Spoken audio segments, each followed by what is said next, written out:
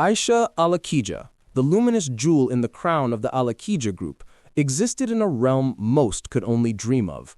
Her life, an exquisite tapestry woven with threads of unimaginable wealth, prestige, and power, was centered around their sprawling Lagos estate, a modern architectural marvel nestled on the affluent Ikoyi crescent. Her wedding to Demola Adelami, a man whose charm was as disarming as his ambition was veiled, had been more than a ceremony. It was a coronation, an opulent declaration of love and legacy that captivated all of Nigeria's high society. For 2 years, their union had been paraded as the epitome of marital bliss, gracing the pages of glossy magazines with images of their seemingly perfect life, private jets whisking them to sun-drenched European resorts, bespoke couture adorning their every public appearance, and their penthouse, a shimmering beacon of luxury overlooking the vast, glittering expanse of the Atlantic. Yet beneath this meticulously polished veneer, a chilling current of unease began to ripple through Aisha's heart. Demola, once her ardent admirer, whose gaze had followed her every move with almost suffocating intensity, had transformed. His once attentive eyes now constantly flickered to the illuminated screen of his phone, clutched almost possessively in his hand. His explanations for increasingly frequent late nights, urgent meetings, client dinners, site visits, grew progressively more vague and less convincing. A new, subtle cologne, not his usual, occasionally clung to his shirts, a phantom scent that pricked at Aisha's heightened senses. Aisha, a woman whose formidable intelligence was matched only by her razor-sharp intuition, felt an icy premonition taking root. The golden cage she inhabited, once a symbol of her charmed existence, now felt like a gilded prison, its bars slowly beginning to close around her. She was not merely a trophy wife, she was the architect of her own destiny, a formidable businesswoman who had steered her family's conglomerate through turbulent waters. She knew when something was amiss, and her instincts screamed betrayal. The carefully constructed facade of their marriage was crumbling, revealing cracks that threatened to expose a truth far uglier than she dared to imagine.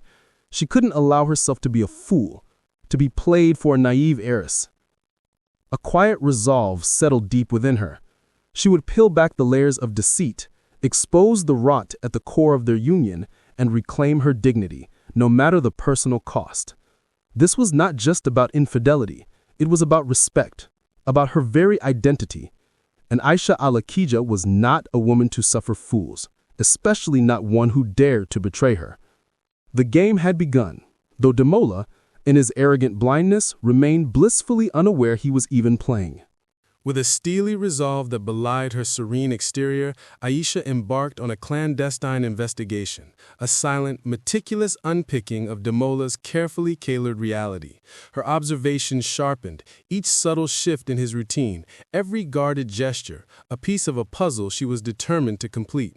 She noticed not just the new watch, an Audemars Piguet he definitely hadn't owned before and couldn't have afforded on his disclosed income, but also the subtle sheen of unfamiliar lip gloss on his collar one morning, quickly dismissed by him as a stray mark from a crowded meeting.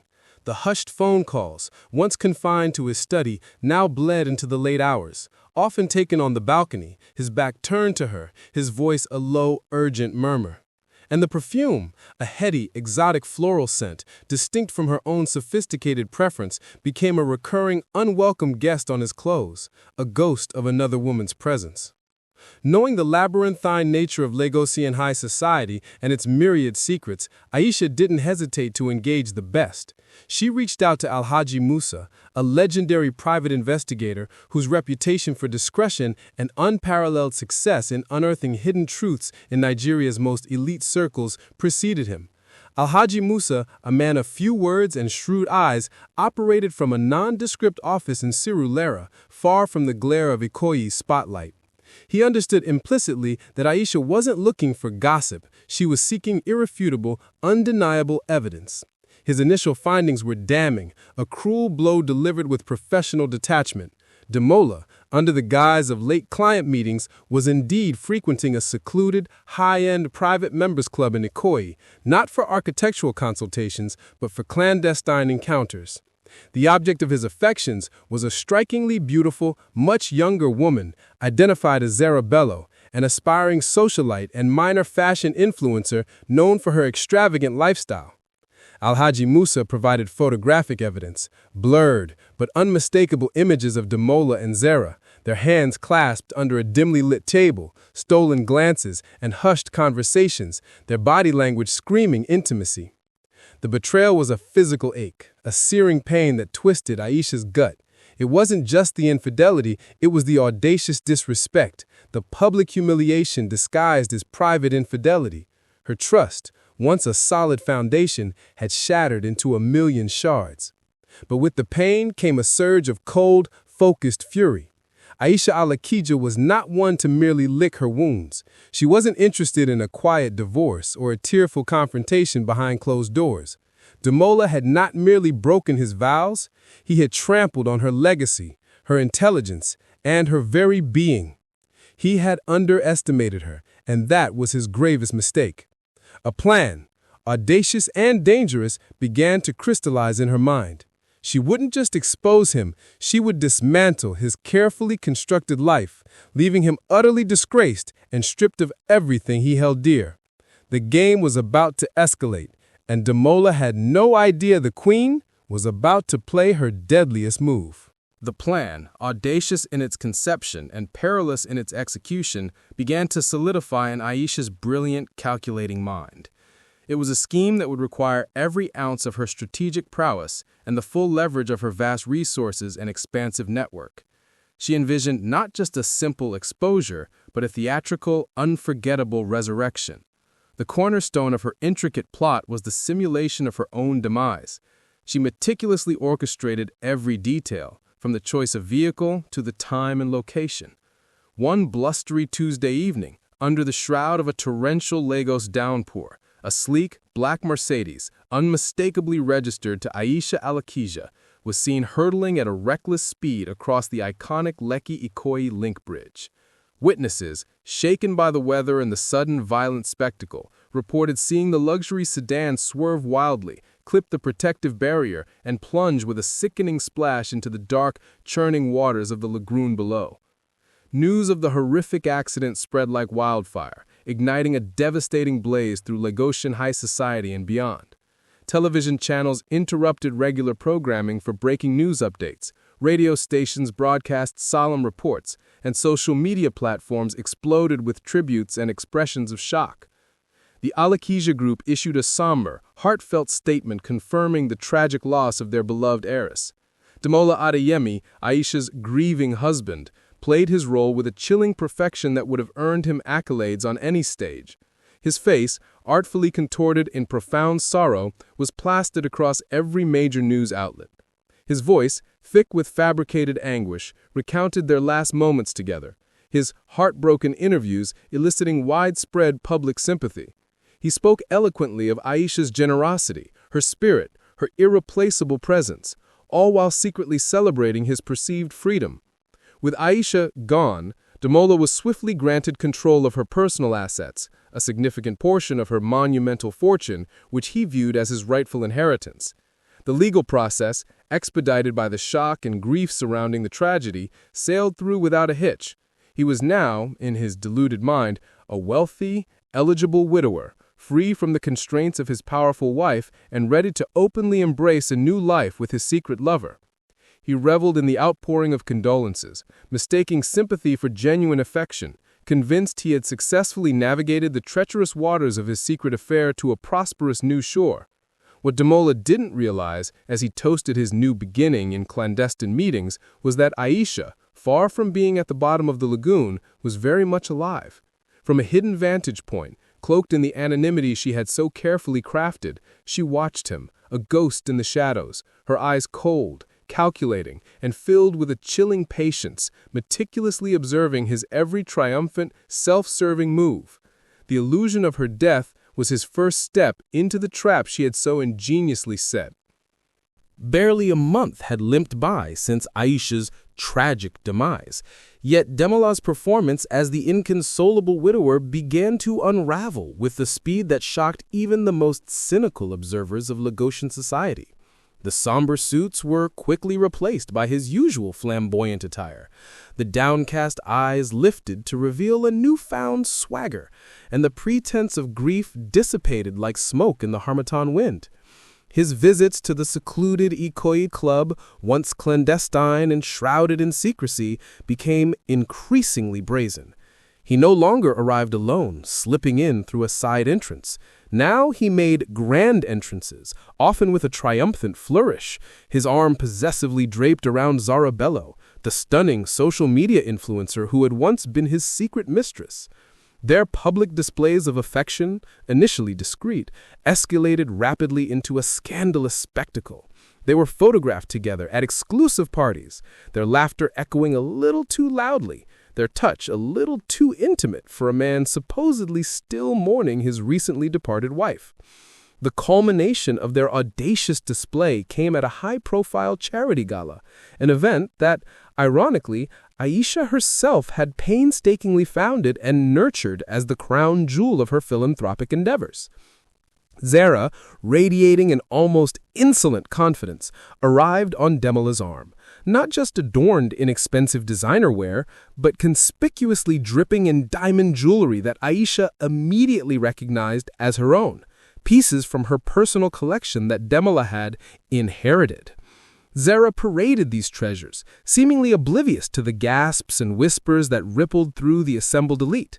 Demola, basking in the glow of the attention, carried himself with an air of arrogant impunity, a man who had seemingly outsmarted fate and societal expectations. He dismissed the murmurs and disapproving glances as mere envy, believing his wealth and charm would insulate him from any lasting criticism. He was so engrossed in his scandalous new life, so intoxicated by his perceived freedom and the unfettered access to Aisha's vast fortune, that he failed to notice the subtle shift in the atmosphere. The whispers, initially hesitant, grew bolder, fueled by outrage and a sense of betrayal felt on behalf of the late Aisha. From her strategically chosen, inconspicuous safe house, a discreet, impeccably designed apartment in a quiet, upscale neighborhood away from the prying eyes of Ikoyi, Aisha watched. She absorbed every detail, Demola's smug smile, Zara's ostentatious display, the barely concealed indignation of her former friends and associates. The CCTV feeds, the carefully curated social media posts, the reports from her network of loyalists, all confirmed his brazen disregard for her memory and her legacy. The anger, cold and precise, solidified her resolve. He had shown his true colors, revealing the depth of his callousness. He had taken advantage of her death, not just for financial gain, but to publicly flaunt his betrayal. He thought he had won. But Demola, in his hubris, was merely playing into Aisha's hands, unknowingly signing his own social death warrant. The storm he ignored was about to break, and it would leave nothing of his carefully constructed world.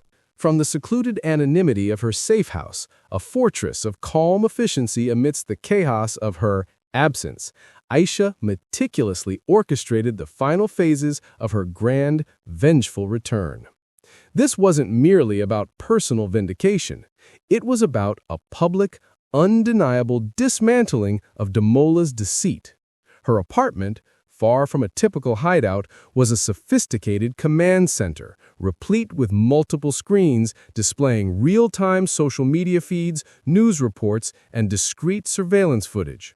She watched as Demola and Zara, oblivious to their impending downfall, reveled in their scandalous romance, flaunting her jewels and her fortune. Each public appearance, each extravagant purchase made with Aisha's inherited wealth was meticulously catalogued, serving as irrefutable evidence of his calculated exploitation. Aisha's evidence collection was exhaustive and devastating. Her private investigator, Alhaji Musa, provided high-resolution, time-stamped photographs and video recordings of Demola and Zara's numerous illicit encounters, leaving no room for denial. Her tech-savvy cousin, Femi, a cybersecurity genius who owed Aisha a lifetime of loyalty, had expertly infiltrated Demola's digital life. He retrieved damning financial transactions detailing his lavish spending of Aisha's inherited funds on Zara. Designer clothes, luxury holidays, even a down payment on a new boutique for Zara's nascent fashion brand. Most damning of all were the intercepted phone calls and text messages, raw and unedited, where Demola callously disparaged Aisha, mocked her naivete, and openly discussed his plans to liquidate her assets and embark on a new life with Zara, all while pretending to mourn. These recordings were a chilling testament to his profound lack of empathy and his cynical manipulation. To ensure the story reached every corner of Nigeria, Aisha strategically enlisted a small, fiercely loyal inner circle. First was barrister Ngozi Okoro, her shrewd and incorruptible legal counsel, known for her sharp wit and her unwavering commitment to justice. Ngozi was tasked with preparing an onslaught of legal documents, an airtight divorce petition citing extreme cruelty and fraud, injunctions to immediately freeze all of Demola's assets, and a massive civil lawsuit to reclaim every kobo he had misappropriated. Next was Femi, who in addition to digital espionage was now preparing a sophisticated audiovisual presentation for the reveal. Finally, there was Amara Nwachukwu, a fearless investigative journalist with a national newspaper, celebrated for her ability to break scandalous, high-impact stories without fear or favor. Amara was given exclusive access to the trove of evidence, tasked with crafting an exposé that would leave no doubt about Demola's depravity. The plan was meticulous, multi-pronged, and designed for maximum public impact. The stage for Demola's downfall was impeccably set, and Aisha, the unseen maestro, was ready to conduct her symphony of vengeance. The atmosphere at the annual Alakija Group Charity Gala was electric, charged with a strange blend of anticipation and hushed judgment. This was Aisha's legacy, an event she had poured her heart and soul into, now hosted by a man who, in the eyes of many, was desecrating her memory. Demola and Zara, arriving as the undisputed and deeply controversial power couple of the evening, floated into the grand ballroom arm in arm, radiating an almost insolent aura of triumphant happiness. Demola, having perfected his suave, confident facade, moved through the crowd with a self-assured grin, accepting condolences that felt more like congratulations for his perceived escape. Zara, draped in a shimmering emerald gown and a necklace of dazzling rubies that had once belonged to Aisha's grandmother, preened beside him, her social media feed already ablaze with carefully curated photos of their perfect night. The buzz in the room was palpable, a mix of genuine excitement for the charity's cause and simmering indignation over Demola's audacious display. As the evening progressed, Demola, with a practiced air of solemnity, took to the stage.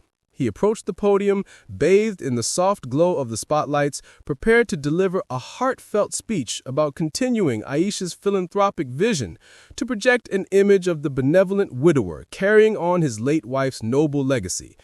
He cleared his throat, a confident smile playing on his lips, as the colossal LED screens flanking the stage flickered to life, ready to display the expected corporate video highlighting the Alakija Foundation's achievements. But instead of polished infographics and testimonials, a jarring static filled the screens, followed by an abrupt, disorienting flicker.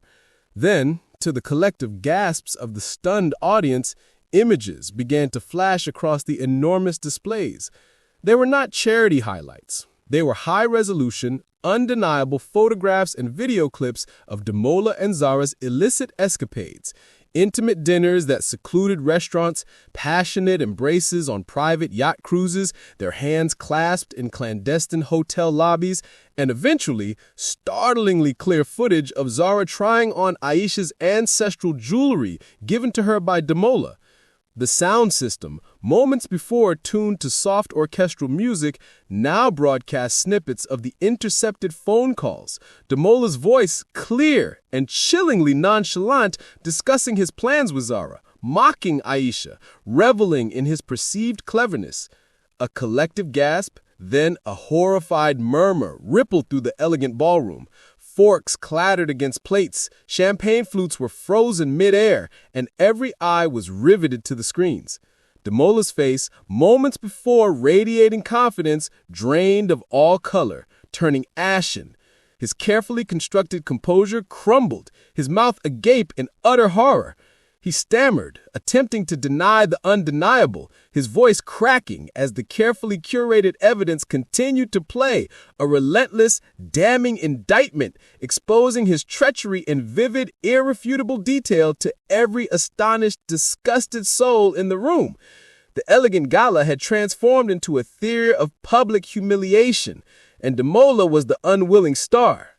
Just as chaos threatened to engulf the grand ballroom, the rising cacophony of whispers, gasps, and outright shouts reaching a crescendo, a sudden, almost supernatural hush fell over the room.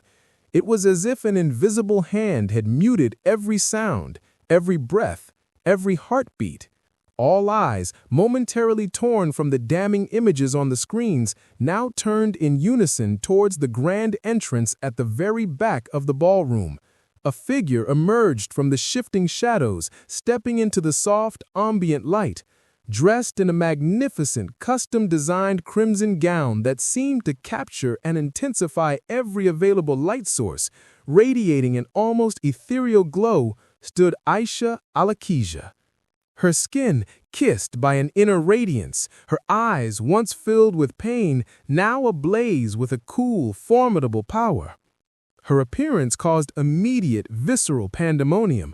Gasps morphed into choked screams. Champagne flutes slipped from nerveless fingers, crashing to the marble floor, and whispers of ghost, spirit, and impossible echoed through the stunned, terrified crowd. Distinguished guests, pillars of Lagosian society, clutched at their chests, some reeling back in genuine terror, others frozen in disbelief. Demola, still on stage, his face a mask of utter horror and uncomprehending shock, stared at his dead wife. His eyes, wide and bloodshot, looked as if he had truly seen an apparition, a spectral harbinger of his darkest nightmares. He swayed precariously, his legs threatening to give way beneath him, his mind struggling to reconcile the impossible vision before him with the reality he had so meticulously fabricated. Aisha, a vision of calm vengeance, began her slow, deliberate walk towards the stage, her high heels clicking softly but resonantly on the polished floor, each step a declaration of her triumphant return. Her gaze, piercing and unwavering, was fixed solely on Demola, a silent promise of the reckoning to come. The air crackled with a palpable tension, a dramatic pause before the final, devastating act. As she reached the edge of the stage, a sophisticated wireless microphone, discreetly handed to her by her loyal cousin Femi, materialized in her hand. She lifted it to her lips, her gaze still locked onto Demola, whose face had now gone from ashen to a sickly green. Her voice, clear and strong, perfectly amplified throughout the now silent ballroom, cut through the residual tension like a diamond blade. "Hello, darling," she enunciated, each word a perfectly aimed arrow. A faint, almost imperceptible smirk touched her lips. "Did you miss me?" The question hung in the air, loaded with a chilling irony, before the entire room erupted into a deafening roar of astonishment, horror, and a burgeoning wave of grudging admiration. The phoenix had not just risen, she had soared, ready to rain fire upon her betrayer. The roar of astonishment and disbelief that followed Aisha's chilling greeting quickly subsided into a stunned silence, broken only by the rapid clicks of cameras and the frenzied scribbling of Amaran Nwachukwu, the investigative journalist, whose pen moved like lightning across her notepad. Aisha, a picture of regal composure, turned her gaze from Demola, who stood frozen on stage like a petrified statue, to the wider audience. Her voice, still amplified, resonated with an unwavering authority that commanded absolute attention. She didn't shout, she didn't weep, she simply stated the facts, her words precise and utterly damning. She revealed the meticulously planned fake accident, describing the carefully orchestrated plunge of her car into the lagoon, explaining how she had ensured no body would be found, maintaining her ghost-like existence to observe Demola's true nature. She detailed her strategic surveillance, the layers of evidence she had amassed, the financial manipulations, the brazen infidelity, the callous disrespect for her memory, all culminating in the undeniable proof that had just played out on the screens.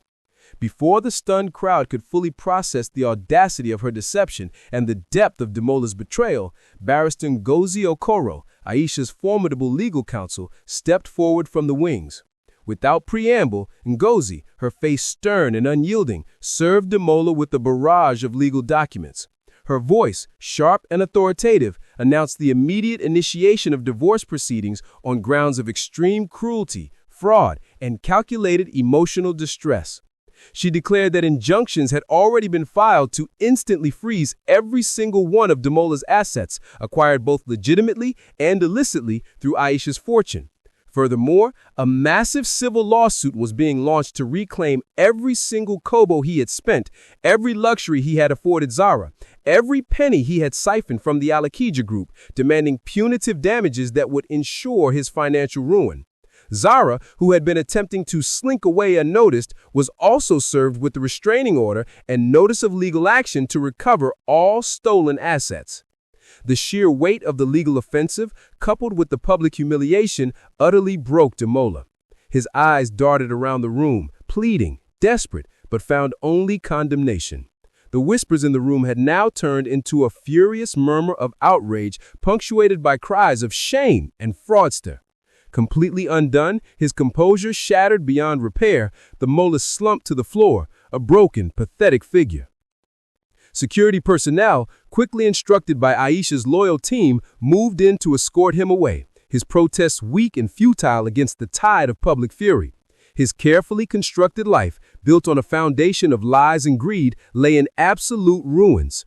His reputation irrevocably shredded, his name forever synonymous with betrayal and disgrace. Aisha Alakija, the billionaire bride who had faked her own death, stood tall amidst the wreckage of her former life. She had achieved her goal with devastating precision, emerging from the ashes of betrayal not as a victim, but as a formidable, triumphant phoenix of vengeance, reclaiming her dignity, her fortune, and her future. The scandalous tale would echo through Lagos for generations, a cautionary legend of a woman scorned who dared to rewrite her own tragic ending.